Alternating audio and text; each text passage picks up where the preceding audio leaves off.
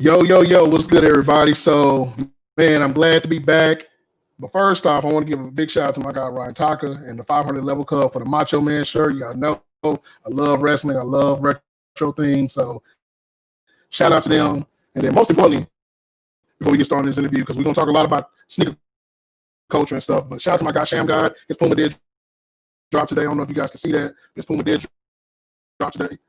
Dope shoe, man. Shout out to Sham God, man. One of the legends of basketball, man. I'm going to do an unboxing pretty soon for that one. But, man, today's going to be special because this dude here, man, when you talk about inspiration, when you talk about grinding, y'all know I always say the word working, right? That's like the hashtag that we use for $1,000. This dude here, man, is like the definition of working. Like you can see this dude everywhere, man. This guy, I've seen him on TV, see him doing his thing, man. He's a host, he does all kind of things. Like he's a mixture of like all kind of different people, man. So like it's dope that he's out there doing his thing, and I think it's a great story, man, because sometimes there's unsung heroes out here, man, and he's one of those. Definitely in my book.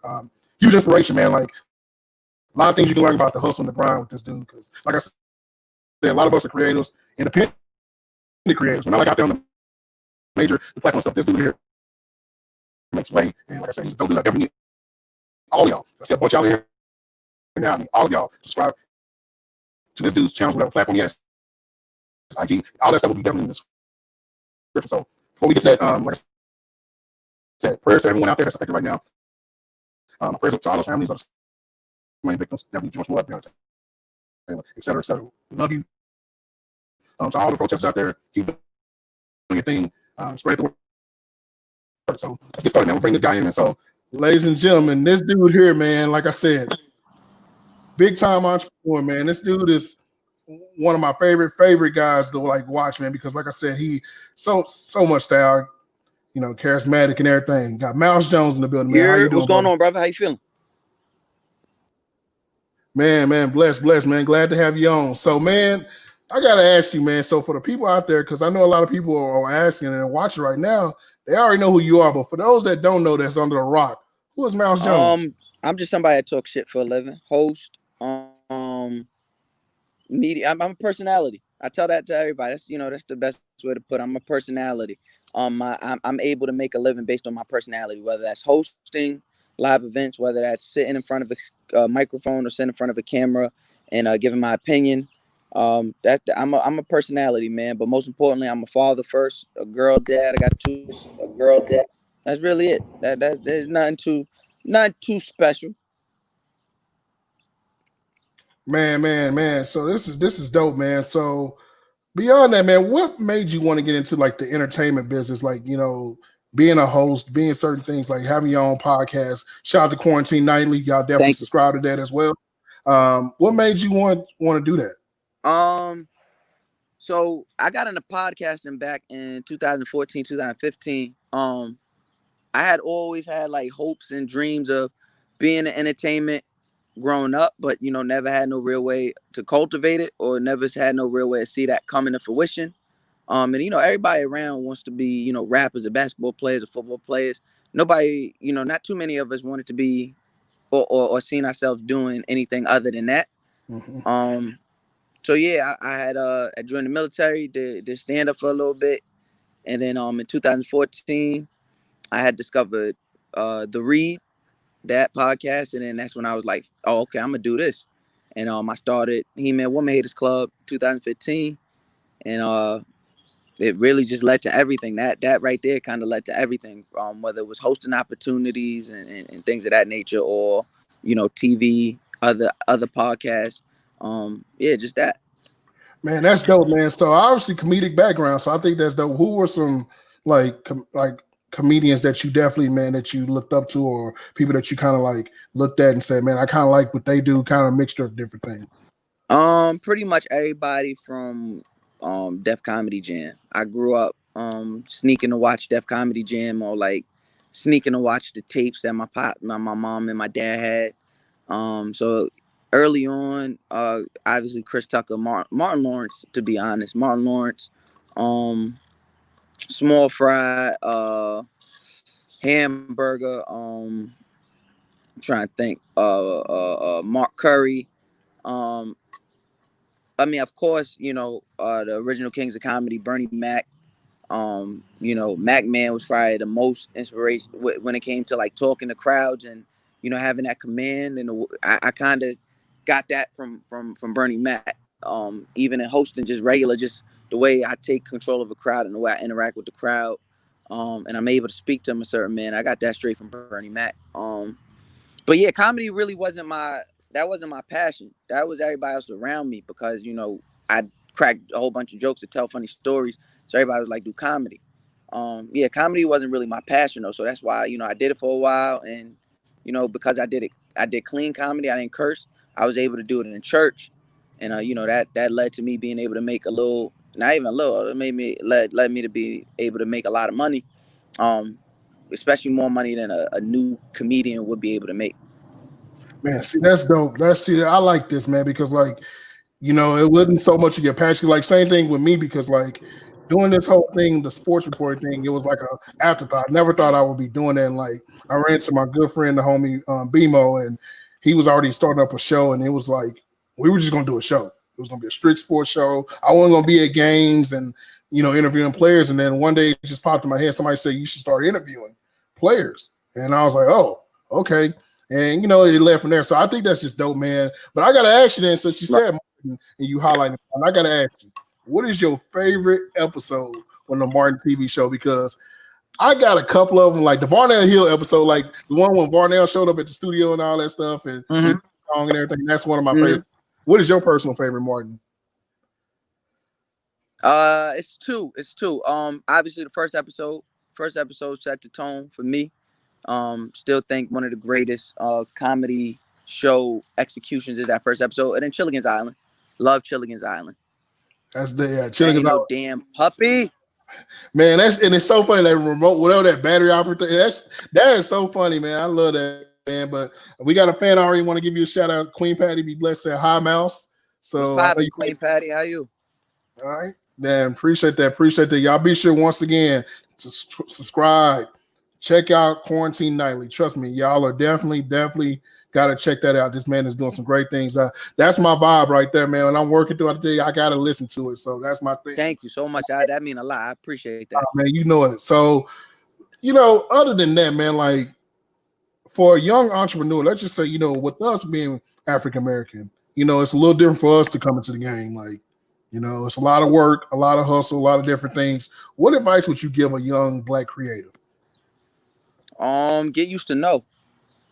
Get used to know. Yeah, you gotta get used to that. I think everybody comes into this based on interpretations of their favorite people, and then you get easily what's the word I'm looking for? You get easily like Discouraged? discouraged Yeah. and disheveled, and like, oh, I don't want to do it because this didn't happen. Listen, I ain't make an ounce of money off podcasting until like I was well into a year and a half, 2 years into it. You know what I mean? And to be honest, for podcasting to be such an anchor of mine, I literally don't make much money off of it. You get what I'm saying? Yeah. Um, Make a nice little change off, but not more than my other endeavors. So, Yeah. you gotta know that you're in this for you and what you love, and this is your craft, and this is what you are prepared to, put it all on the line for. Outside of that, if you ain't even gonna do that, you might as well sit on the porch. Man, yeah, and that's the thing that, like, being the sports side of things, obviously you got to apply for credentials, and like I said, my story is weird because like to come up on that and like being able to get in the NBA games, and people are like, how the hell is this guy getting there? And it's just a crazy story. But yeah, the denial part, like, how it goes, man. You apply for something, they say no because you're not this, you're not that, but then somebody's gonna give you that break, and when that break comes, you gotta seize that opportunity. I think that's dope, man. So other than that, man, do you have a dream like interview or collab that you trying Yeah, to get hell yeah. involved with, man? Because look, man, this like one thing about my podcast, a lot of stuff comes like me and Katie did a video and we were talking about he was gonna start his own network, and now he has 35 ventures. I've had guys come over and say they're gonna start stuff and it happens. So maybe it's some good luck things there, but well, let's talk about that, man. You got a dream interview or collab in the works? Yeah, absolutely. I had two. I had two dream interviews, and I got one of them for Quarantine Nightly, it being Kirk Franklin. The other Yeah. dream interview would be Chris Brown. Oh man. And just to be able to have the open conversation I have with, these people. Um, that's the goal. That is the those are the dream interviews right there. To be able to have these pariahs or these people who people view one way, and to have a absolute one-on-one interview with them. I think that would be it. Yeah, man, I think that's dope. Like, I just like out of all interviews that I've done, like I'm a big Bone Thugs and Harmony fan, and like Mm, growing up as a kid, like Bone was my favorite rap group, still is, and like I always said I wanted to interview Crazy Bone. And lo and behold, I did mm. this. So like it's not so much about you, like you said.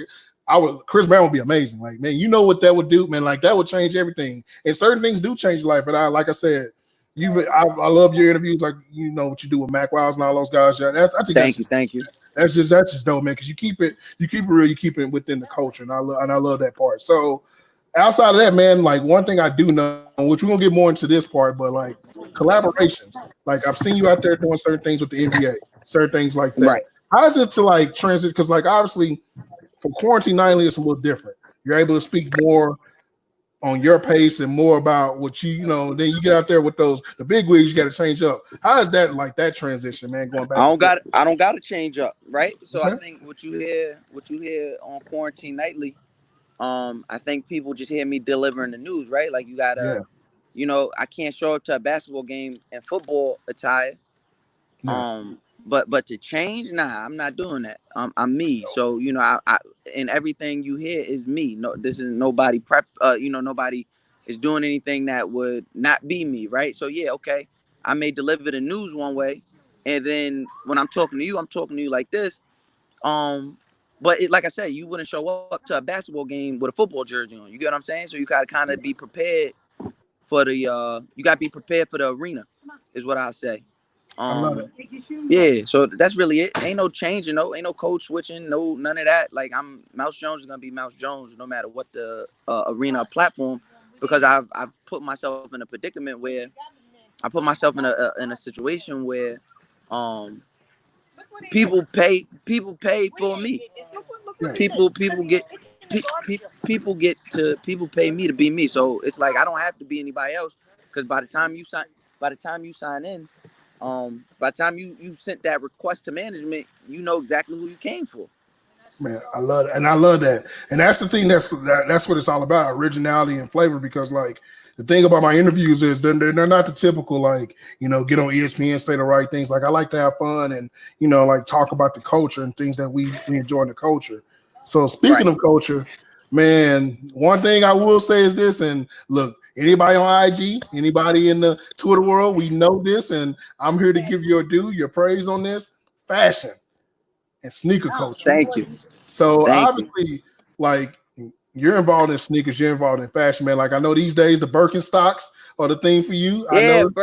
Birkenstocks and Crocs. I got on a pair of Crocs right now. Yeah, that's the it's quarantine summer. There's no need to break out, anything crazy.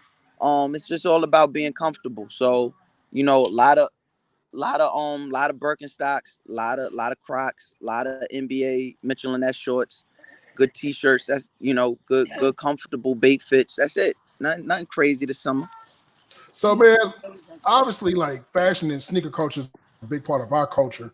Being African American. But can you talk about like what made you like? What was there a certain kind of brand that made you like go, "Who I got to get in this," or like as a kid growing up, like was there certain things that you like? Yeah, Jordan and Bait. So growing up, watching Martin and watching the Yeah, Fresh Prince, but specifically Martin, you always see Martin had on a crazy pair of sneakers. Or watching the Wayne's brothers, not Sean, Marlon always had a crazy pair of sneakers. And then I grew up being a sweeper boy at my uncle's barbershop. So yeah. all the drug dealers, they come in, they always got a fresh pair of sneakers on. Every pair of Jordans I ever wanted, they had on. So it was ingrained in me from a young boy, like, oh, now my feet got to be right, like, you know what I mean. And being the oldest out of 5 kids, you ain't getting all that, bro. It ain't Nah, happening. I was lucky to get 2, maybe 3 pairs of sneakers a school year. So you learn how to make that last and how to keep that fly. But once I got that opportunity to do what I had to do, and I remember getting I remember the first pair of sneakers I fell in love with was the True Blue 3s, 2001s. Um, and my cousin had them, and he wore them with the Armani Tuma jersey backwards, the Wow. Giants joint. I was like, I was sold. I was like, oh, I need those, and I ended up getting those. And I remember my first pair of Jordans that my parents bought me was the Obsidian 15s, the white and Obsidian 15s. I saw those always have a special place in my heart. I got two dead stock pairs actually, in the crib that they'll probably obliterate if I put my foot in them. But it was important to get my hands on those. But yeah, and then Bape. I remember the way Bape infused with the culture at a very pinnacle time, because I remember seeing the spreads with Jewels and seeing the spreads with Pharrell and seeing the spreads with Lil Wayne, and then the be in Soho, shopping at Atrium, and being able to go into the store and run into people like Cuddy, not knowing who he was at the time. I don't even know if he knew who he was at the time, but being able to see him after a couple years and be like, oh, I remember you, and I'm like, yeah. You know what I mean? So to see things like that, that's what really inspired me. I see it. I love that, man. So obviously that means if there is a future collab that you would want the Mouse Jones X Bape collab. Oh Obviously, that would be something dope. yeah, yeah. That's important. That's important. That needs to All right. happen. That's Okay, important. so I'm just letting you know I got a homie watching right now. He's a part of the Bay brand, so I never asked you for favors, and I know you've asked me for favors. So I know you watching this, and you just put LOL in the comments. So you need to look. My man's serious. That's Look, I know you important. get a lot of these questions all the time. Get people saying this, but my man's serious. Go to his IG. You already know. I'm pretty sure you already follow. So yeah, man. Other than that, man, so like sneaker culture, like Yeah, one thing that I enjoy, obviously when you were doing your thing on BET with that, yeah. I like the fact that you had an open perspective about sneakers. Like you Hmm. wasn't like it wasn't just about like, hey, this is a Jordan, I gotta like it. You had your No, taste, absolutely and you not. made it clear, like, look, man, I can't rock with it. Like there Yeah, wasn't certain absolutely. colorways, but like when you look at That the was sneaker, that was actually a big part of the show that they were on the fence about, because initially on the show I was just a moderator. okay, I was the moderator, and then What's Good and Maze were the talkers, and I think they wanted that. This is my personal belief. They wanted that because obviously I have the credentials, being able to be on camera, being able to talk, keep yeah, people interested, but also they know the sneaker game is vicious. yes, Um, so once I got there, I was like, listen, I'm not going. Don't ask me nothing that that I'm gonna have to lie about, because y'all, we had a working relationship. Shout out to BT. So they know, and they're like, listen, just be honest. So I would tell them, I'm like, listen, I would never wear this. Like, I don't care. And everybody knows I'm very heavy. It takes a lot for me to wear anything other than Nike or Jordan. And that's mm-hmm. not because of anything other than just my love for the brands, and aesthetically they are it for me. But I got, I got some New Balance in the crib, few Bape sneakers in the crib, but that's my thing. So even if, even on those times where they'd be discussing a Reebok or an Adidas collab or something like that, yeah, it look good. For me, nah. Or it's a Nike. Yeah, okay, I see it. Nah, I'm good on it. Or they understood that I wasn't gonna be anybody other than my authentic self, and we had a great 3 seasons. Yeah, man. See, that's the thing I like because, like I said, a lot of times with a lot of sneaker shows or podcasts, everything, sometimes they have to sell the narrative that you gotta like the shoe or they gotta fake it like they like the shoe. But you were like, look, man, it's a Adidas collab, whatever. I remember the NMD y'all talked about. You like, yeah, it's cool, but it's It's not me. not for me. It's just It's not for I me. And never. I think Yeah. that's lost. That's a lost art in sneaker culture because, like, a lot of times guys are just trying to fit in. Like, I tell people all the time, people ask me, like, man, you love Jordan 1s, Chris. I mean, you like basketball. So, like, yeah, I love basketball. So, I love runners. Like, I love New Balance. But then when the other companies start coming around, I'm like, I was never a big Adidas guy. And I can't lie about that. Like, when the Yeezy thing hit Adidas, I was like, okay, cool, but never been an Adidas guy. Like, I'm not gonna lie to you. Like, out in Texas, we were wearing like Reeboks or Jordans. That's what we Mm-hmm. wore. And then we got late to the Air Force One run, so we started wearing those. I was wearing Ace 83s, the Nike. Like, that was my like. I remember in high school, that was like my go-to shoe, the Ace 83s, and like because it was like the Air Force One, but like I remember nobody was really getting them. I'm like, man, I'm gonna start getting Ace 83. So That's a like I said, good. That's a good callback too. man, yeah, authenticity is a big deal. So like when you look at like the brands and stuff like the Jordan brands and Nike and stuff, are there some things that you wish that could like happen or change? Because like my biggest issue right now is like, look, I enjoy like some of the new colorways, but then I feel like at times like give us more themes. Like for instance, like sometimes they'll just throw a colorway, and this is what I hate because I know they do this, and like they'll give us a shoe and they'll just throw some random color and they'll say it's a collab, but it doesn't really match what it's supposed to be about. But what would you want to see from like Jordan Brand and Nike in the future? Well, when it comes to Jordan, right? When it comes to Jordan Brand, and they're doing it, so I don't know if it's a problem with Jordan Brand or if it's a problem with the consumers. But keep pushing forward. I love the Air Jordan 34. I literally have a pair that I literally have a pair I can't wait to wear. I love the Air Jordan 34. I love the look of it. I love the feel. I love the silhouette. I love the play on the colors and the play of the different textures and materials. So I would like to see that. Keep taking. I loved aesthetically viewers like looking at it. I love the Why Not. I love the Russell Westbrook shoe. It just didn't. I have a very particular type of foot and a particular type of jean that I wear, so it wouldn't sit well it would have fit, but you know what I mean. I loved the chances that was taken with it. I loved the sneaker, the way it looked, performance wise. I played in it. It was it was extremely up to par when you came to play, being performance. So that's Jordan. I don't really have no problem with Jordan. I mean, everybody gonna complain about releasing so many colorways. Yeah, I hear you, but you don't have to get every color. You get what I'm saying? Like, you don't have to. I'm only gonna get somebody like me. I'm only gonna get the sneakers I want. You know what I mean? Like, everybody was looking at me crazy when I was like, yeah, I'm good on those Travis ones. Yeah. But hey, look, I feel a very specific way about the check. The check is you don't flip around the check. You don't do that. And it was but that's just me. So yeah, but I went crazy. I made sure I got my hands on the Cactus Jack. To me, the 270s are the best sneaker in the run. Yeah. But I made sure I got the sixes. But that's just, like I said, this is just my opinion. This is what, because at the end of the day, this is what goes in my closet and won't have to go on my feet.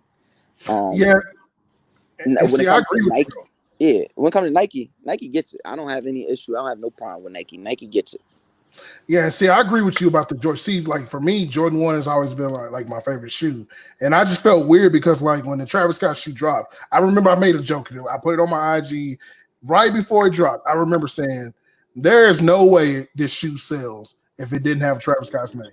I promise you. I know it wouldn't. The colorway was dope. I love the brown, that cactus brown, whatever you want to call it, with the black Nike check. I thought that was dope. But then I said, the backwards Nike check thing kind of caught me off guard. I was like, I don't know if this would sell if it didn't have his branding on it. And people took grief to it. And I'm like, man, look, I've seen Jordan 1 sit. Like now it's so funny because like a lot of Jordan 1s that I bought, I remember when I bought the Laney ones, right? The Laney ones went to the outlets. I remember this. Yeah, now, as they should have. But now think about it though. But now you go on StockX, you go to one of those apps and try to go on eBay and find a good pair. You're talking about $300, man, just for a decent pair. But yeah, the Laney one is going for $3. Bruh, I can pull up on my StockX right now. I tried to find another pair. It was like $270. I was like, okay. And that size 11, 11 and a half, and 12 in between that. So I got a good question from a fan, for actually not a fan, just a homie himself. This guy he co-hosts with me on our radio show, Most Sports Hour. He wants to know, what's the most underrated sneaker that you love or own? The most underrated sneaker I own? That's a great question. I'm going to say the most underrated sneaker I own is probably... I have these I know what it is. It's the what this shit is called? I'm bugging, my fault. The hyper dunk Supreme DJ Clark Kent 212s. Yeah, okay. It's probably my favorite sneaker in my collection. So I know a guy that has every last one of those that collab. He has like every shoe from that collab, and he knows Clark Kent. He's from Texas. Like I can vouch for him. Like they know each other legit. And he has the LeBron. He has LeBron 7. He has that Hyperdunk. He has that the Air Force One. There's a couple more that he has, and I'm like, he loves that. That's like his favorite colorway. That Hyperdunk Supreme is just different. Like the way they got that elephant print with that Volt green with the black. Oh man, Yeah. it's really a fire sneaker. So like one more sneaker thing. So like obviously Travis Scott, you see guys like 2 Chainz, they have collabs. A lot of rappers and a lot of entertainers are getting collabs. What do you think about that? Because I think it's unique if they could put their own twist on it. And I know I'm kind of backtracking by talking about like the Travis Scott thing because I didn't like the backwards check. But at the end of the day, creativity is creativity. But what do you think about like a lot of the like the rappers, the musicians, even the actors, actresses? They're getting their own collabs. Like Anthony Hamilton has his own like Jordan like colorway. Like he has that chocolate brown stuff that he has going on. Like it's I don't crazy. like it. I don't You like know, it. like I don't like it. Because not too many of them have actual fashion sense. So it's okay, like they're getting a shoe for what?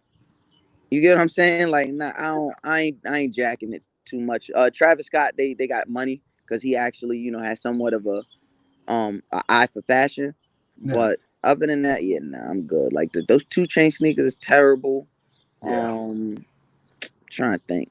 Of Who course, else? 50 had his own shoe, the I G mean, Unit. we already know that was terrible. That J Balvin one was fucking Oh terrible. my God. Yeah, don't Um, even get me started on that. Like, I mean, they tried to do something with Will Smith with the Jordan thing with the fives, and there was an epic fail without the laces. They made them laceless. Like, I didn't. Yeah, it's just too much. Yeah, I agree with you on that. I like the idea, but I think to me, like just being a guy that's been in around the culture, like you've been around the culture your whole life, you would like to see people that more or less relate to the culture more. Like, hey man, I remember this dude wearing the sneakers on his covers and stuff. Like, I know people, like I know Cali gets a lot of shit because of like the things he does, but some people can vouch for Cali and say, hey, before he was big, he was wearing the sneakers. Yo, Like, Khaled sneakers are all terrible. Like and Khaled I'm don't not a big have fan good of shoes. that Jordan 3. I hate they did that. A classic shoe, and they gave him like the Terrible. red, and they, you know what's crazy? Those red threes, he has one similar to that, right? They're sitting.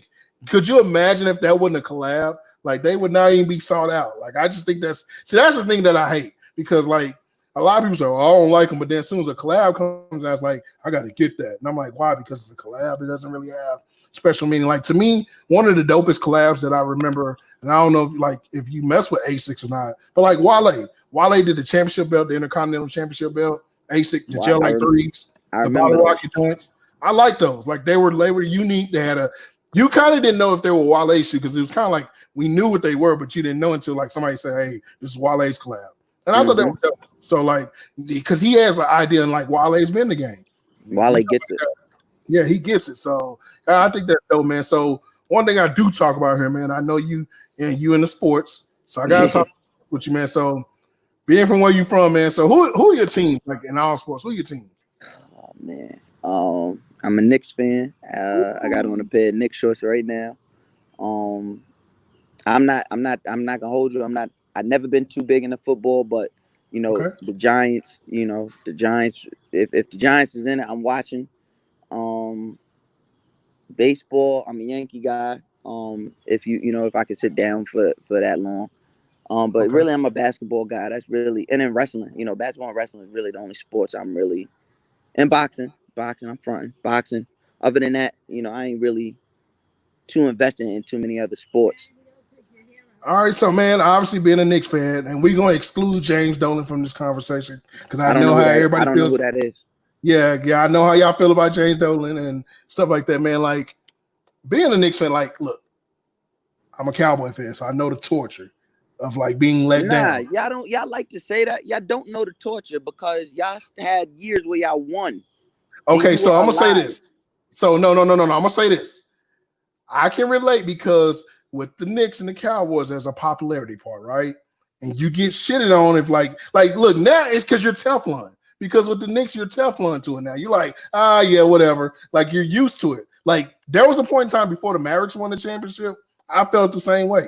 Like the Mavericks hadn't won a championship, right? Until 2011. Right. Imagine in the 90s as a kid how that was. Your team winning 13 games, bro, a year. And you like, yeah, bro. At least y'all had a nice, and I know you come up short, but like y'all had an authenticity stuff, like going to the Madison Square Garden, being in the Garden. You know what I'm saying? Like there was something a staple there. With the Mavericks, it was like, oh man, Lord behold, like the person and I tell everybody this every day. You know, when I did an interview with Dirk, right? I told Dirk, man, when you got drafted here, I was upset because I remember that year Vince Carter comes out, all these guys come out, right? And I'm like, man, we better get Vince Carter, Antoine James, and Paul Pierce. And they traded Robert Tractor Trailer, rest in peace. They traded him for Dirk. And I was like, what the bro? I just knew it. Like, this is like how y'all feel about draft picks and stuff. That's how we feel. But being a Knicks fan, man, like one thing I want to ask you is this. Like, obviously, outside of Patrick Ewing, who are some favorite Knicks in your generation? Because, like, obviously, you go back Melo. Shout out to Melo. Stay Melo. Man, I feel like they do him wrong. Do you feel like Melo gets unwarranted like criticism? Absolutely, because he's the only one out of the the top that top five draft class when he didn't win the chip yet. But a lot of that goes to where you got drafted to, who you was around. He gets some unwarranted criticism, but still Melo's always been one of my favorite players. So when he came to New York, I was just elated. But it is what it is. Is it tough? Well, obviously, I don't think it is, but is it weird that like you look across the borough and then there's the Brooklyn Nets, and all of a sudden there's 8 million Brooklyn Nets fans that pop up all of a sudden? Nah, it's lit. I love it. Love good basketball in New York City. No matter where it's at. So basketball culture in New York City, man, like I get it because like I know a lot of guys. Shout out to Sham God, my homie. He talks about it a lot. A lot of players, Kenny Smith, a lot of those great players come from New York. Can you talk about the basketball culture there, man? Like from your eye, obviously being a guy that was out there probably as a kid, playing and even watching some of the guys be pros now. Because everywhere, they're everywhere. Yeah, I even remember going to Boys and Girls to see the Lance Stevenson games, Sebastian Telfair when I was younger, a little younger. Even seeing Steph at the Rucker every year, like every summer, like it got Lamar Odom, seeing him like Skip, when the N1 tour would come around, Skip being out there. Basketball in New York is just like Nick. Everybody got it. It's like it got this grit to it, but it also got this flamboyance to it. You get what I'm saying? Like everybody know what they doing. Everybody knows how to run the floor. Everybody knows how to dribble. Even your five knows how to dribble, knows how to put the ball. He'll have a good move for you. It was just all about, as bad as it sounds, it was all about embarrassing the person in front of you. So that always made for a good energy, always high energy games. See, I love that, man. So like being from Texas, like obviously football reigns supreme here. So it's like it's kind of hard to get like every once in a while we get one or two basketball players that make it, but like every year or every day you see somebody that could be a pro. Like you said. Like, talking about Sham God, like growing up, learning to move, like you know what I mean? Learn how to get the move, learn to get your sham right. Like just knowing that, like, come on, man. Like you knew you had to go outside and get right. See, that's what I'm talking about. So obviously, man, 2020 has been a mess. And, once again, y'all definitely need to be listening to Quarantine Nightly. I'm going to say it again because they will keep you updated on the news and everything that's going on. And I know, unfortunately for them, they have to bring up the bad news to talk about because that's what we have. But, one thing I want to talk about is Kobe Bryant. So obviously, tough thing happened, man, for not just for basketball culture, but our culture. We kind of grew up with him, right? Because Kobe was like a teenager while we were younger kids or teenagers. Can you talk about what Kobe Bryant meant to you, man? So I said it actually, the night LeBron beat the night LeBron passed Kobe, I was actually at the game in Philly. Oh wow. Shout out to the Philadelphia 76ers organization. Shout out to Desron. Shout out to Damon. They take such good care of me. You would think I'm from Philly. Maybe James Dolan should pay attention. But I was there and it was just like amazing, right? It was amazing, the room. And then I remember the next day, Kobe gone. He like, wait, what? Nah, no way. And I remember posting like, I grew up so against Kobe. Like me and my little cousin would go head to head all the time. I'm like, out here, Iverson way better than Kobe. Iverson nicer than Kobe. Kobe got Shaq. But there was one thing you could not disrespect. One, the nigga's game. Like you can't, Kobe is just a nigga that he's like the Terminator. Like no matter what, he went and got better. It didn't even make sense. And I never forgot that growing up. Like, yo, this nigga just really mad good. And like, what I mean? Like playing online against other people that I don't know. I'm over here playing with the Lakers just because they had Kobe. I would never, what I mean? As many times I made the trade to get Kobe on the Knicks and on 2K. Like, so yeah, I mean, and Kobe just and then everything he's done, or was doing, in regards to girl dads and just being able to embrace your daughter as a sports figure and uplift her, you know, with two daughters, you can't ignore that. Man, and that's one thing I want to commend you on. I know we talking sports, but one thing I do salute you on is being a black man, and like your baby's there in your life, man. Like I love to see that when you post things about that, and so I salute you for that, man. Like Thank you. that's top tier. That's top tier. That's probably the most important thing that I can definitely learn, definitely from you, and I think that's dope, man, that you do that. But so we got a couple more questions, then we're going to transition over to some music real quick. So someone wanted to ask, let me see where the question is at. So, here it is right here. So we got a good question about boxing. Someone actually, shout out to Chad. Hold on, let me go inside. My dog is out here. He wilding. Okay. So while we doing that while you going inside, I need y'all to once again follow my guy, Mouse_Jones. Definitely follow him on all social media platforms. When this guy's doing stuff, y'all support this guy, man. Y'all make sure y'all show up and show out for my guy, man. Because like I said, this is huge, man. This is history, man. We're looking at history right here, man. He's a part of our history, our culture. And like I said, you never know. One day I'm gonna look up. He may be a knight. I may not be able to get to him like I did, and he may be the next big Arsenio Hall. He may have his own TV show. I'm still gonna be accessible to the people that I've been accessible to. Oh man, see that's dope. I love that. So no level of success changes that. See, he keeps saying one with us, man. But shout out to Chad. He wants to know, man, who's your favorite boxer of all time? Favorite boxer of all time, Mike Tyson, without a doubt. Pure power. Brooklyn, like Brooklyn monster, Canarsie monster. You get what I'm saying? Like just power. You watch some of Tyson's fights and you're like, knowing how to box and learning how to box, and you're like, wait, he's not even doing some of the things I was taught. He's just power. Tyson's my favorite boxer right now. I like the kid Ryan. Forgot his last name. Garcia. Yeah, I like Ryan Garcia right now. Okay. Like him a lot. I love. His outside activity is crazy, but the boy Tank has a lot of potential. Has a lot of potential.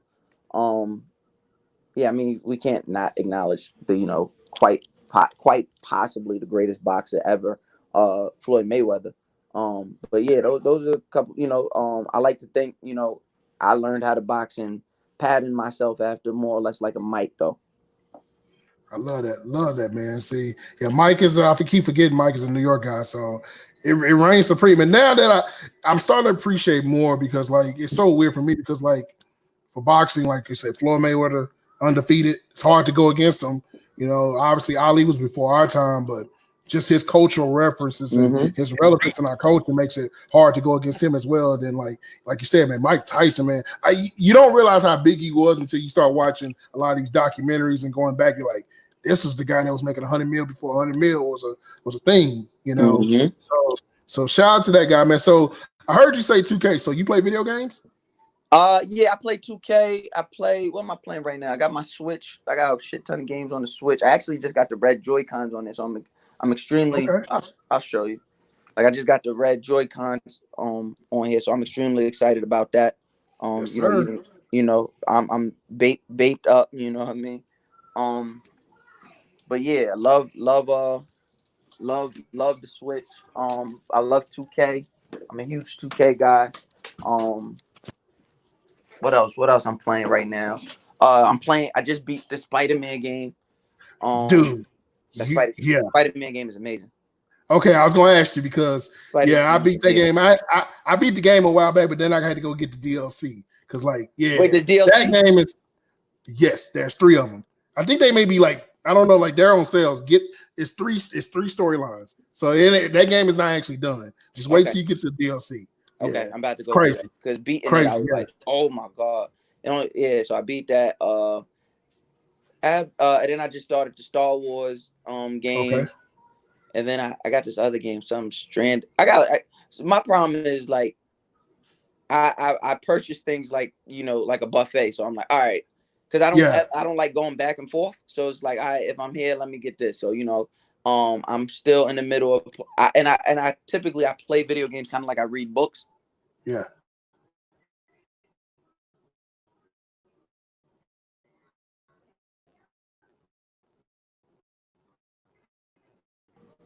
Can you hear me? I can read. Oh, okay. Yeah, I said I think I play video games kind of like I read books. So, I'll be playing the game and then stop and start something else. So I'll be playing I'm playing like 3 or 4 games right now. Um Not including what I'm playing on the Switch. So yeah, I'm scattered everywhere. Man, I love that. If you can back out and come back in real quick, because I think your video it went away. Back out. Yeah, and then come back in. All right, there you go. All right, good. There we go. Can you hear me? Yep, I hear you. Okay. All right, cool. So I gotta ask you this then. So if you could be, I got an idea for you, but I'm gonna ask you this: if you could be on a video game, let's say they want Mouse Jones, your actual person on a video game, what would Pokemon. it be? Really? Hell yeah. See, I was gonna say GTA. Bro, Mouse on, bro, because I don't know if you play GTA, but like they got radio stations on there, right? And they got JV Smoothie wilding on the radio, talking shit on the radio stations, all that. Like I can imagine driving around and all of a sudden I hear Mouse pop up on the radio talking shit about somebody, and I'm like, okay, here we go. This I like is what that. I like. I got to talk to management about that. I like that. Yeah. Trust me, man. Get on it, man, because you know what? I asked all the people that come over here, and that's the unanimous game.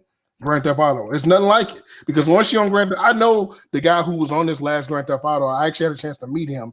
And he was just like, dude, I went from being a dude walking down the street, nobody knew me, to like, when they see that character, that's me.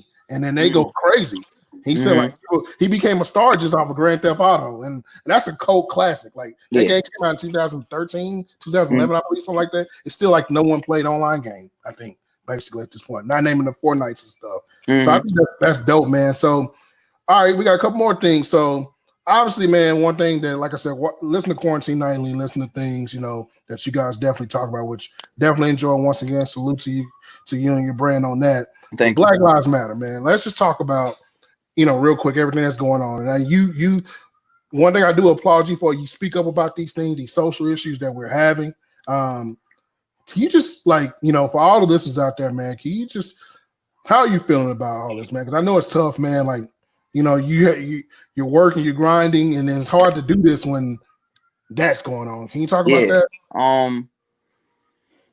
Yeah, I think when it comes to this, when discussing Black Lives Matter, it's not a time, or at least for me, I don't take it as a time to think about how I feel about something.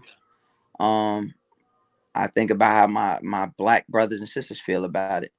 How do those marginalized communities within marginalized communities feel about it, right? So people will look and be like, yo, why he go so hard for, Black LGBT people? And it's like, because they're the marginalized people out of us marginalized people. They're the people that don't get heard. Why he go so hard for Black women? Because they aren't heard and they're being disrespected. And, their bodies are dropping within our own community. So, and nobody doing nothing about it. So, yeah, it would be it would be extremely irresponsible and just downright inhumane if I had the platform I've created for myself and have the platform that I've been given and don't talk about that. See, and I love that because, like, once again, you got a voice, I have a voice, and I kind of made it clear to people, like, that's something that I know everybody wants to hear about sneakers and video games all the time, but I have a voice. And I know, like, sometimes, like, we may forget, and I know you don't forget, but a lot of us do forget that no matter, somebody's listening, somebody's going to take your advice. And I think that's something that I'm glad that you able to speak up, have your own platform once again to speak up on, because you know how it is with the big wigs. They don't want you saying much, and that's the big issue. But you speak up on that, man. And I salute you for doing that. And yeah, that's true, man.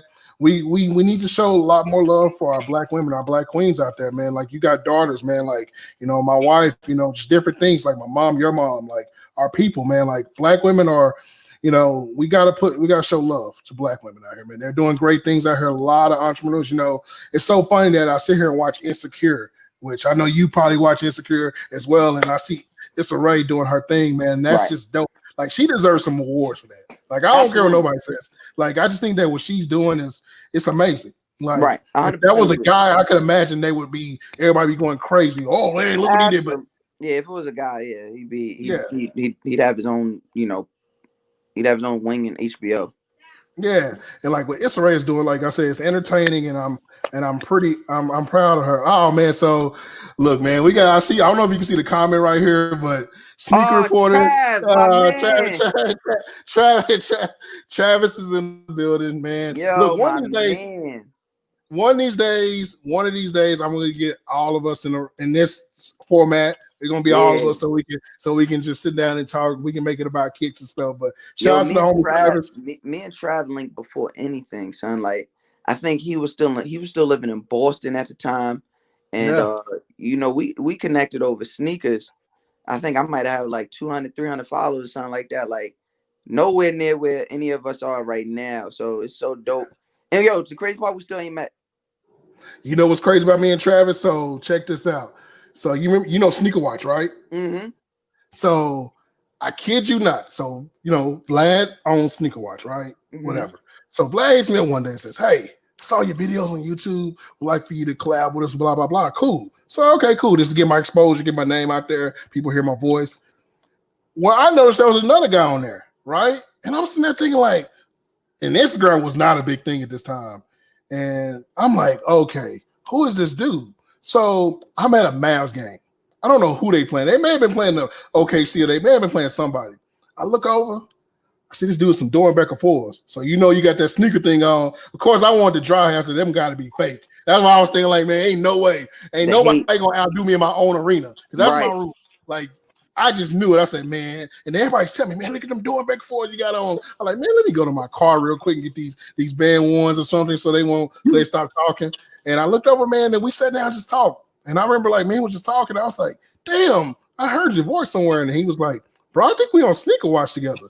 And I was like, oh. And, like, man, ever since then, like, it's been love. We like family, man. Like, congrats to him, by the way, because he's moving on to bigger thing. I think he's going to make an announcement soon. But he did announce that he's leaving Oklahoma City. So he's been doing, man, he put Oklahoma City on the map, man. Like sneaker culture, nobody cared about sneaker culture in Oklahoma. He got in there and did what he got in there in OKC and did what was supposed to be done. So, yeah, man. So shout out to my guy Travis, man. You definitely getting love. So I gotta ask you, man, before we get out of here and we do this trivia game, man. You've been watching those IG versus battles, and shout out to Chad. I'm tuned in every battle. So what's your favorite one so far? Kirk versus Fred Hampton. I loved that one. I loved I don't think it was an official versus battle, but I did love Hezekiah and John P. Key. I was a huge fan of the which one was it? Wait, which one was it? So we had, I can go down the list. We had 112 Jagged Edge, we had Babyface and Teddy Riley, part 1 and 2. Hilarious. I'm trying to think. I didn't care for the Nelly Ludacris one. I didn't care for the. Damn, we had another one. I mean, we all needed Erykah Badu and Jill Scott. I think, especially at the time, we all needed that. It was, but I never want to see that again. I never want to see something like I'm so pissed off about Friday. Like we need the smoke, and it's gonna be Alicia Keys and John Legend. Nobody's gonna have any snarky remarks and nothing. Like I'm pissed. It's too nice. I don't like it. Yeah, see, to me, I want to see like look, DMX has been calling people out, and I know like X got I don't think they want to smoke. I don't think nobody gonna bite that one because I don't think nobody got the catalog. X first 3 albums, oh yeah, of course. I got X in my top 10 all time. So yeah. You talking about X. Yeah. So like, But now, if Jay, like he called Jay out, I'm just saying he called Jay's Jay. not gonna. You can call Jay all you want. That Jay's not song gonna don't come out. work. Yeah, Jay's not coming out. For Like I what? don't think 50 has a 50 got 20. 50 versus If they got, X. that may be interesting. If we're basing off of 20 hits, right? We can make that happen. That may be good because it's gonna be a tough decision to make. Like I said, X got a couple automatic winners in my book, and then of course 50 has a definite automatic winner, a few. Like in the club plays, I don't know what you do. Like you probably don't want to play your best track then, right? Because like in the club, it's Nah, kind of like you not off the rip. Because I mean, nah. if X, I mean, if 50 shoots out in the club, that's a waste of a round. Because X got Rough Riders Anthem waiting. That's the big joker. Bro, I tell people right now, one of my favorite vinyls that I got is Dark. Man, like, How's It Going Down? I actually have the LP single, that vinyl. I love How's It Going Down. That's like one of my That favorite hurt. songs That ever. hurt. That hurt. Yeah. That Yeah. hurt. It's just a different DMX different. Like I said, one of my favorite like collab songs with a bunch of rappers, 4 3 2 1. He had the craziest verse on there Yep. to me. Like, dude is insane. And Method Man went crazy on that too. Dude, you know what's crazy? Like, we never hear that version, but like when they had for us in the South, throwing Master P on there was a wild joint. And like people don't never, because in the video, he's in the video. He's in the video. They did the actual single, like it wasn't there. Like he wasn't on the single for some reason. And they explained that one day how it was some like politics with that and how it didn't go down. So I gotta ask you, man, because like you diverse and everything. Obviously, you named Kurt Franklin. Shout out to Kurt Franklin. He is actually from where I'm from, and we have a personal relationship. Yeah, Fort Worth, Texas, man. Born and raised. And the thing with me and him is this: we have a connection not only through that high school as well. Like he went to the school that I lived a block from, so that, and then like my barber, him and my barber, like really good close best friends basically. So shout out to Kirk, man. Very good dude. I love what you did with him, by the way. That was when I saw that, I was like, oh yeah, he got the Fort Worth dude in now. It's all good now. We good now. Yeah. So shout out to Kirk. But man, what's your music playlist like, man? Because you go from like you said, Fred Hampton, you listen to everything. Like gospel's obviously a big part of my background as well. But absolutely. What do you listen to? Like what's on your playlist right now? 22Gs, a lot of 22Gs on the playlist. Okay. A lot of 5 Foreign on the playlist. Okay. A lot of Smooth L, a lot of Jay out of Prince of New York. I'm loving this infusion. I'm loving this revolution, not revolution, it's kind of renaissance we're having in New York with these young kids and this drill. Okay. So I'm loving it right now. But I'm still the guy that still listens to, Bag Lady, Next Lifetime, Lady. I'm still in that very R&B groove at all times. It's nice weather outside, so a lot of Dom Kennedy is coming out to speak. As a lot of, from the West Side would love too, and Please Make It Home, and there's always a lot of Nipsey playing. Always a lot. I mean, every day, there's not a day that God sends that Jay-Z is not playing at in my speakers. It just doesn't happen. I'm trying to think, what else have I been? The new Chloe and Haley album is absolutely insane. Yes, very talented, both very absolutely insane. Underrated. Very crazy album. Brent Faiyaz, I was actually listening to his album Before You Called. I'm trying to think what else. I mean, yeah, I'm all over the place. What in regards to black music. So Yeah, man, I've been on my vinyl hunt lately. So like, I had to go back, like, because man, I was listening to Minnie Riperton the other day. Like, I've been on that way. I don't know what's going on. I've been on that way. Love her live music. She plays live, like another person from the DOW from Dallas, Texas. So we see her a lot out here in the culture. So shout out to Erica. I've been on Freddie Gibbs. I love Freddie Gibbs. Yeah, Freddie Gibbs is one of those guys who I'm like, yo, he's super talented. He knows what he's doing when it comes to marketing and knows how to sell to his crowd. Just not sonically, just not for me. Too hardcore, yeah. I listen to some terrible things, but it's just not for me, man. I don't know what it is. Something about the sonics just don't agree with my ear palette. I think it's just a difference because I can kind of tell you like neo soul, so that means you probably definitely like you love neo soul, you love the soul music, like you said, Erica, Jill, probably Angie Stone. You Love know, Angie. Love and Angie. that means obviously you gotta love like when it comes to hip hop side of that, the jazz hip hop, Tribe, Slum Village, Love them. different things like Slum is one of the first out of New York rap groups I like learned all the words to. that. Yeah, shout out to Slum Village and rest in peace to Jay Dilla, man. Rest Like in peace, that. Jay Dilla. Yeah, like people don't realize like Slum Village, man. Like, and I love Tribe, so like, who don't love Tribe? Like, I feel like Tribe is just that's a I different mean, I animal. love Tribe. I love Tribe. Don't get me wrong. I love Tribe. Just not high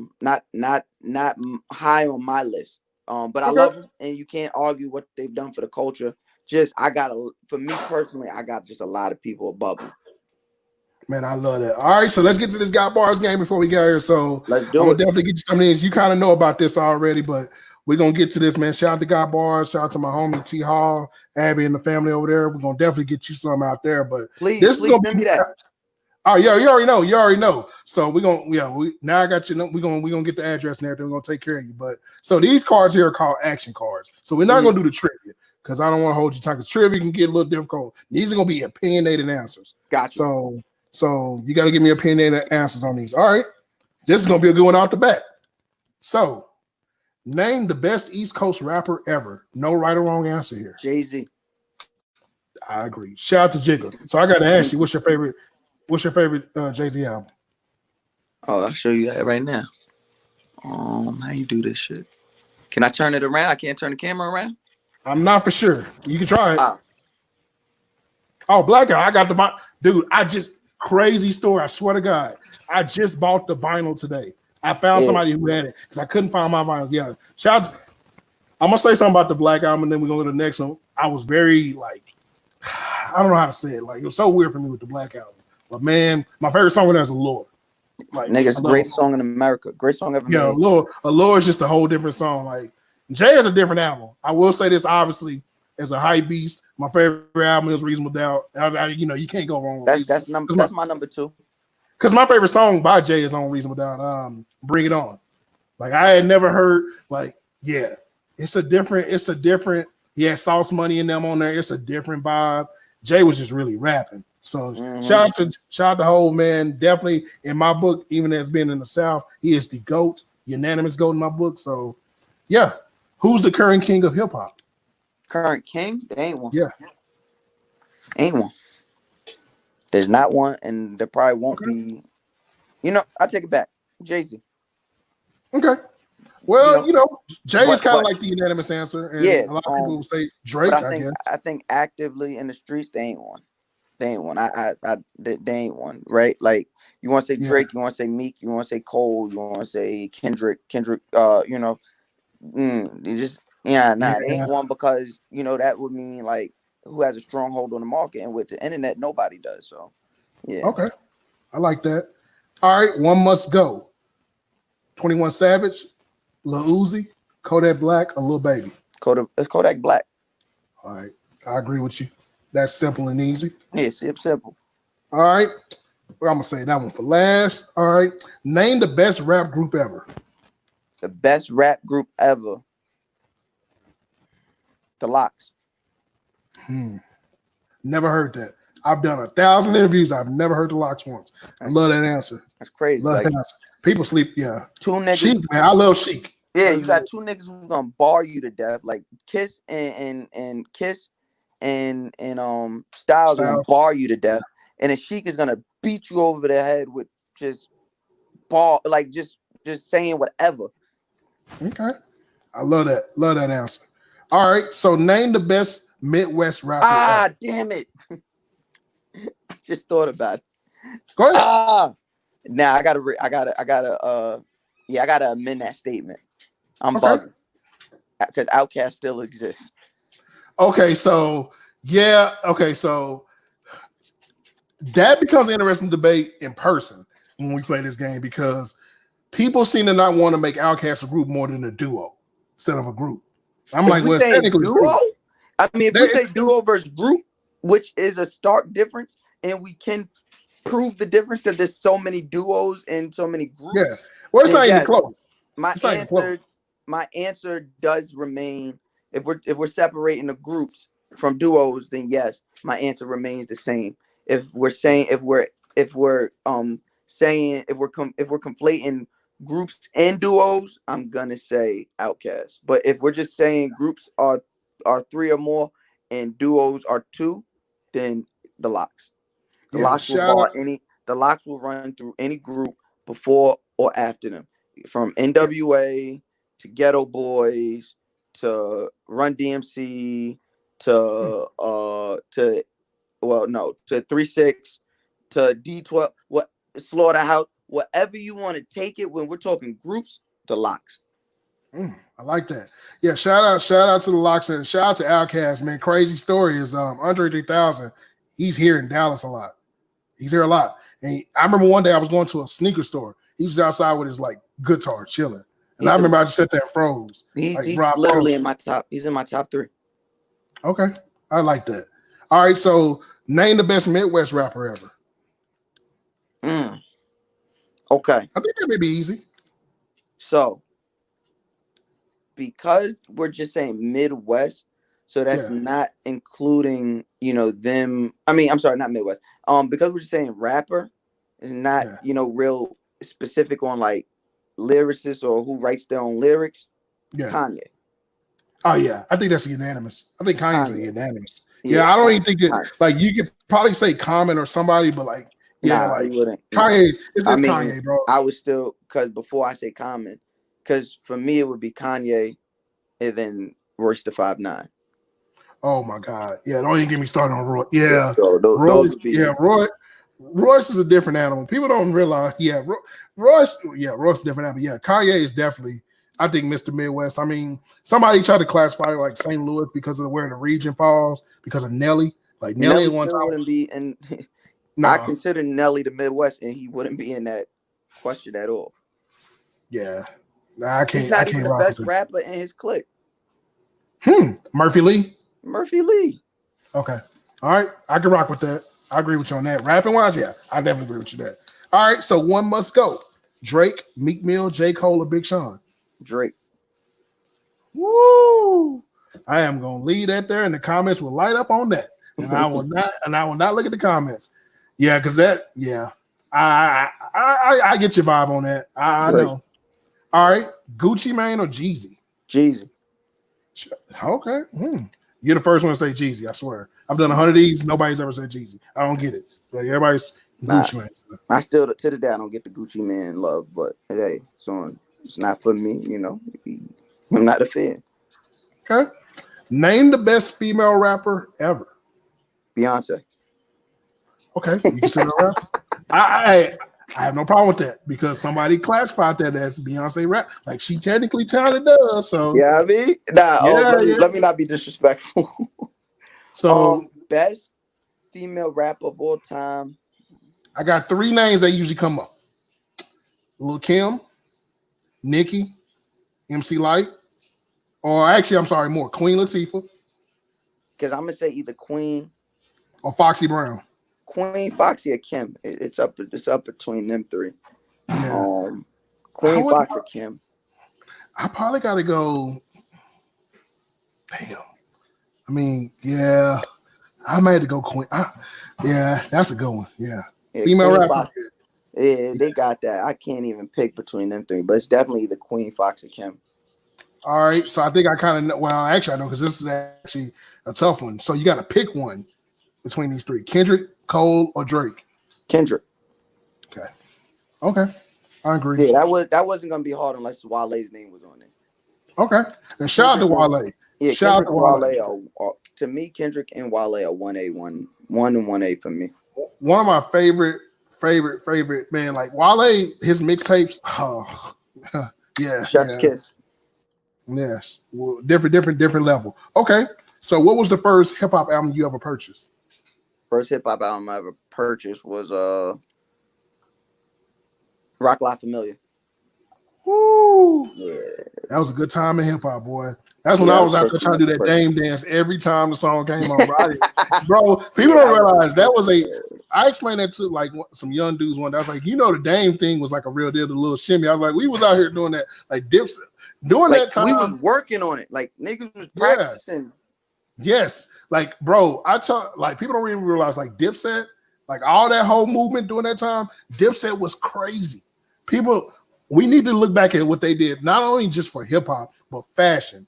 Like Cameron, he made the pink thing. I tell people that all the time. I get into I got into that discussion with a lady one time, and I was just like, yeah, you don't get it, sis. Like, niggas is fashion legends. You know what I mean? Oh God. Yeah, like they was wearing jerseys that I was hunting down, and I was like, "How'd they get these jerseys?" Like, man, shout out to like Joel's Freaky Killer, Free Jewel, shout out to Freak, shout out to Jim, shout out to Killer. Jim, all of them, man.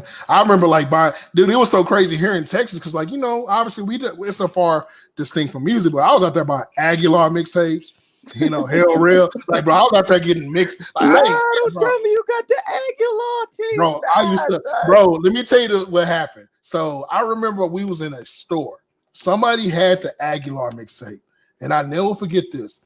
Like, I remember watching like a couple of URL old battles and stuff, and T-Rex and all them would pop up and stuff like that. And Uncasa, Uncasa. Packing them back in the back. Yeah. Uncasa is, different level. I just remember like seeing the mix. I was like, man, who is this dude? Because, like I said, being a Bone fan, he looked like Busy. Like if you didn't pay attention, you thought it was Busy. I'm gonna take this Aguilar out. Bro, I bought like 2 or 3 of his mixtapes. Matter of fact, I used to jam one. I forgot the name of it. He had the purple on in the. I was like, dude, I know what you're talking about. Yeah, I said Aguilar is the man. Like, bro, if people was like, bro, you ain't listen to like the mainstream. I'm like, bro, I love all the underground stuff. But shout out to Dipset, man, legendary moment in our time. Not only just hip hop culture, sneaker and fashion culture. All right, we got a few more. So, Biggie or Tupac? Big. Okay, I ain't got nothing against that. You should hear my bad Tupac hot take. I'll say that off record. I'm not. I want to hear it. Let me hear it. Okay. I have made it clear. Tupac is a legendary rapper, right? I have nothing against Tupac. But All Eyes on Me is one of the most overrated albums ever. It should only be one disc. It should be one disc. I'm not a big fan of look, I know I'm going to hear this, and people, dude, I got grilled. I went on live air FM radio and said this. I got killed. It's fine. And I'm not going to get killed. But look, a lot of people get killed for telling the truth. Nah, man. Like, look, at the end of the day, I love Pac. But like, I love Biggie. Like, I think Biggie's a better rapper than Pac. Way better. There's nothing. Just rapping. I ain't talking about the writing and the poetry and the cultural relevance. I'm talking about rapping. If you put them on the stage together and make them rap against each other, Biggie's gonna watch them. And we know it. I'm just saying. And I love Pac. So yeah, all right. So now I got it's gonna be the last two gonna be good. Actually, I think I kind of know the answer to this, but we're gonna ask, name the most lyrical rapper ever. Jay-Z. Nas gets brought up a lot with that one. I don't know why. So I mean, yeah. Now let me ask you a question. Now you got to be honest here. Look, I ain't gonna never forget, and Chad is a witness to this. I remember we was working at Sam's Club. This probably 2000s, right. Year 2000. I'm at Sam's Club with my boy Chad, and around 2001, 2002, years later, Ether pops up. I thought that was the greatest diss song I ever heard in my life, and then I heard Takeover. Thank you. And everything changed. Thank you. And I was like, oh, but you know what took me on Takeover? It took me years after, as I got older, and I realized how brutal that was. Because as when you heard EP, you're like, oh man, talking about big lips and all that stuff. When I heard Takeover now, I don't even know if it's even like crazily like close. But and we don't even bring up Super Ugly. But oh no, we don't. We can't. Yeah, we can't. That's a brutal song. That's why. Neither here nor there. Jay don't play. Yeah, Jay is a different. I tell people all the time, man. We're going to end it off with 2 Jay questions then. So obviously, I know the answer to this. Jay-Z and Nas. Who would you take? Jay-Z. Okay, so we know that. All right. So now the last question. We're gonna rank these albums for Jay-Z. It is 5 albums. We're gonna have to. I think we already got. Well, let me see if it's on here. Oh, well, yeah, it is. So we're gonna rank these in order. We already got 1 and 2. So the albums are gonna be 444, Reasonable Doubt, The Blueprint, the first one, Volume 3, and the Black Album. So you already said Black Album is the best album. Black Album number 1. Reasonable Doubt is number 2. And then you got Reasonable Doubt, then 444. Okay. Then what was the last 2? Blueprint and Volume 3. Blueprint, then Volume 3. Yeah. I don't think I would do is just flip around the first. I mean, I don't even know if you can even go wrong because like the Blueprint is legendary. But yeah, man, like Yeah, Jay is people don't understand. Look, I'm from here. Look, I'm telling you, man. I used to preach. My boy Chad used to preach to people about how great Jay was, right? And then all of a sudden, Big Pimpin' came out, and everybody went crazy, like here, because like we was like, oh man, UGK, and but man, you're right, man. So obviously, you're a big Jay fan. You got the vinyl, so I can't dispute that because not everybody's gonna walk around with the vinyl. I got a couple of vinyls over there. Like I got Black Album today, and I actually got the Blueprint 3 because like one of my other. If you want to send me that how's it going down joint, I appreciate that. If you want to just send that, I got you. I got you. That ain't work. I can find you, dude. I know a place, dude. I just went to a record store this weekend. They had 3 copies of it. Listen, I don't even know how I asked him. I was like, because it's kind of weird. It's just a white cover, and it was like it said, "How's it going down?" I was like, "Oh." If you could help me get my hands on that, that would be a game changer. Like, don't worry, no questions asked. I'll go back this weekend. That I appreciate that. They said the dude said that nobody ever, because it is what it is. I think if it was up there, it'd have been gone. But here, like East Coast music is not a thing. Well, I won't say that because there's a lot of people. DMX is like sought out. Man, once again, everybody, we're gonna shut this down. But I need you to stay here when we close this down. Everybody, once again, this is SeeHendo, and I got the great, talented future, man. Not just the future, y'all. You should check out Quarantine Nightly.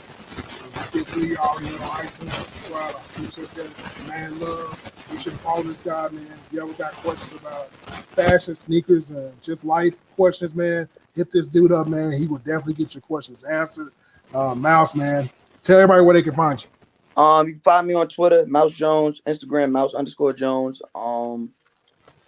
It's Quarantine Nightly each and every night during the week, Monday through Friday, 8 p.m. on everywhere you stream podcast. Guys Next Door every Monday, everywhere you stream podcast. Shout out to Grapevine. Yeah, we here. Yeah, man. Yeah, definitely.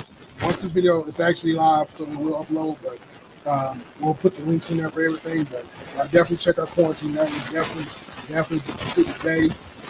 Listen to it. Get feedback, man. Put some stars on there. Put some 5 stars on there for iTunes so we can keep it going, man. So we got to beat that algorithm too in the street. So, Mouse, man, I appreciate you.